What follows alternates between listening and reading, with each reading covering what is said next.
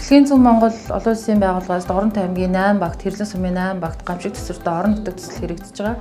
За энэ 8 багийн нэгээр манай хэрлэн сумын 2 дугаар ойг нь сонгогдсон байгаа. За 2 дугаар ойг нь нийт 6000 гаруй хүн ам 1600 гаруй өрхтэй. За тэгээд эдгээр өрхүүдэд маань гамшигын олон нийтийн оролцоонд тушуулсан гамшигын хэрэгслийн үнэлгээг хийж бид үнэлгээнийхээ дунд нэгдүгээр галын аюул тэр дундаа ахуй хог аяллыг ангилахгүй гэр хашаандаа бөгнөснөөс галын аюул тусал гарч байгааг нэгдүгээр ирэмлэгдэж бид хэд энэ сэдвийн хүрээнд хогийн сав одоо англи ялгах хогийн савыг хийх төслийг бичсэн байгаа. За энэхүү төсөл 50 өрх манай 50 өрх хамраж байгаа. 50 өрхөө сонгохдоо олон хүүхэдтэй амжиргааны түвшин доогуур тийм 50 өрхөө сонгосон байгаа.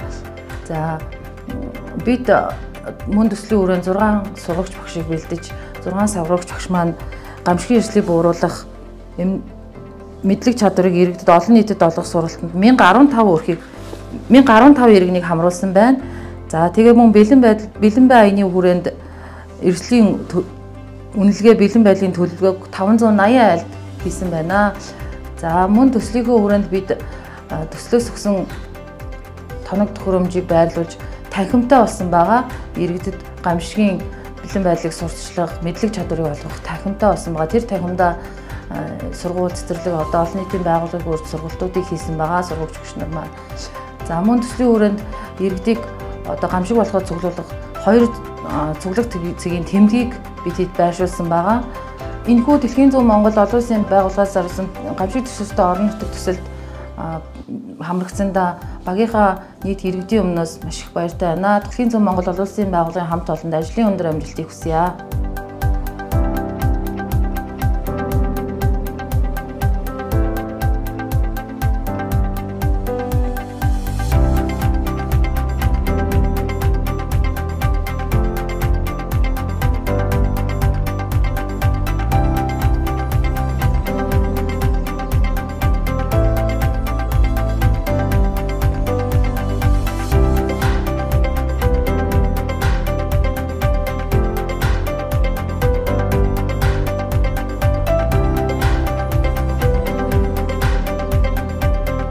Сайн байцгаана уу? Намайг Алтан сувд гэдэг Дэлхийн зүүн олон улсын байгууллагаас хэрэгжүүлж байгаа гамшиг төсвөртэй орон нутаг төслийн хүрээнд сургалтанд хамрагдсанаар би одоо ийм өрхийн гамшигын эрсдлийн үнэлгээ бэлэн байдлын төлөвлөгөөний ийм дэвтэртэй болсон. Энэ дэвтэр дээр ажилласны хүрээнд манай өөрхөд ямар гамшигт эрсдэл байна вэ гэдгээ тодорхойлсон. Энд хамгийн түрүүнд хог хадгалах сав маань хамгийн асуудалтай хэсэг юм байна гэд тодорхойлоод тэгээд энэ асуудлыг маань Дэлхийн зүүн олон улсын байгууллагаас санхүүжүүлж ийм хогны савтай болгож байгаад маш их баярлалаа. За энэ хогийн саваа танилцуулъя. Энэ хогийн сав маань болохоор гашаа орондоо хог одоо уураад завартаад байхгүй, орчноо бохирдуулаад байхгүй, хогоо ангилах юм 2 хэсэгтэй. Нэгэнд нь болохоор хуурай буюу дахин боловсруулах хогоо, нэгэнд нь болохоор үнс нурмаа ингэж хийх зориултаагаар ингэж хийсэн.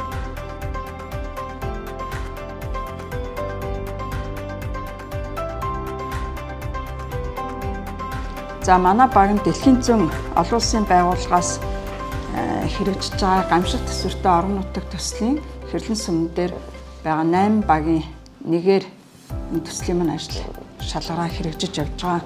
Манай багийн хувьд бол хэрлэн сумынхаа зүүн талдаа байршилтай нийтдээ 1513 өрхийн 5887 хүн амттай томоохон баг байдаг юм аа.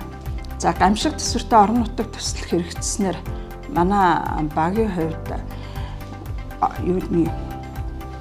олон нийтийн оролцоотой гамшигын эрсдлийн ерөнхий үнэлгээ гэж бид нар гаргасан байгаа.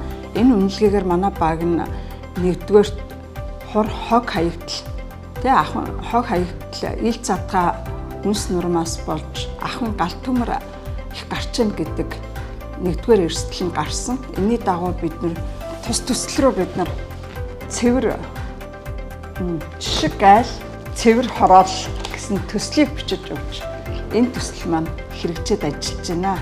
Энэ төсөл дээр манайха төслийн зүгээс 15 сая төгрөг Хэрлэн сумын засаг даргын тамгын газраас 5 сая төгрөг, аж ахуйн нэгжээс 2 сая 250 мянган төгрөгийн санхүүжилт хийгдэж энэ төслийн маань үйл ажиллагаа хэрэгжиж явж байгаа.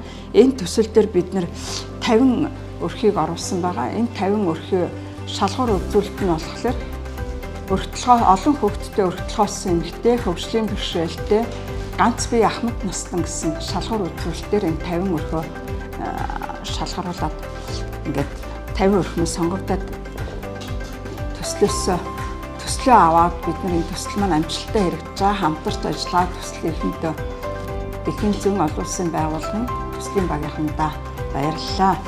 За энэ юуг хэрэгцсэнс манай дээр гамшигын эрсдэлийг бууруулах мэдлэг чадварыг иргэд айл өрх олон нийтэд олгох бэлэн бай сургалтын сургагч хүчнээр маань бас бэлтгэгдсэн нэг юм давуу талтай байгаамаа.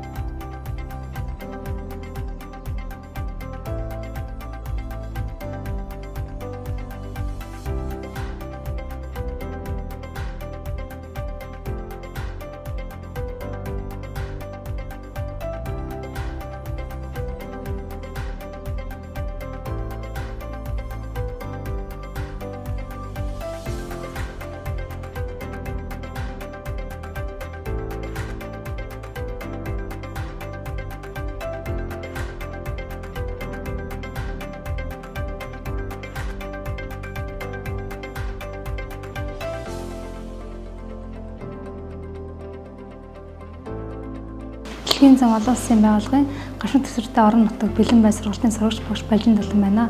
Энэхүү төслийн хүрээ 1-2 дугаар баг нийлээд 2020 иргэд олон нийтэд сургалт явуулж тараах материал өгч ажилласан.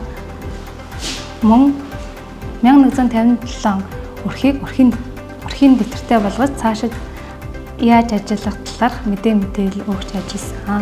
Эрсдлийн үнэлгээний дэвтэртэй болсноор аюултай зүйл юу байна гэдгийг нь тогтоож урьдчилан сэргийлэх боломжтой болсон. Мөн энэхүү төслийн хүрээнд 100 өрхөд ангилан ялгах хогны сав байршуулсан.